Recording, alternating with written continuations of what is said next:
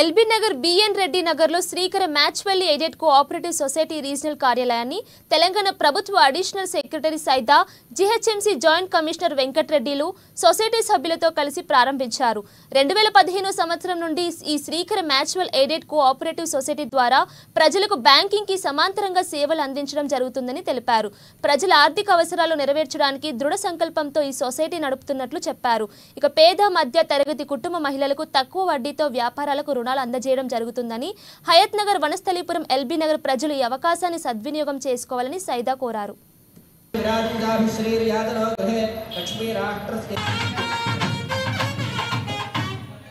And all the blessings from the chief guest has been. Sir, please join.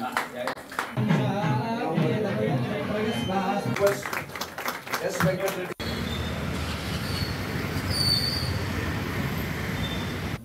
Srikara mutually aided cooperative credit society limited opening కి నన్ను పిలిచినందుకు ధన్యవాదాలు. అదేవిధంగా శ్రీకర సొసైటీకి ఈరోజు నా చేతుల మీదుగా శ్రీకారం జరిగింది.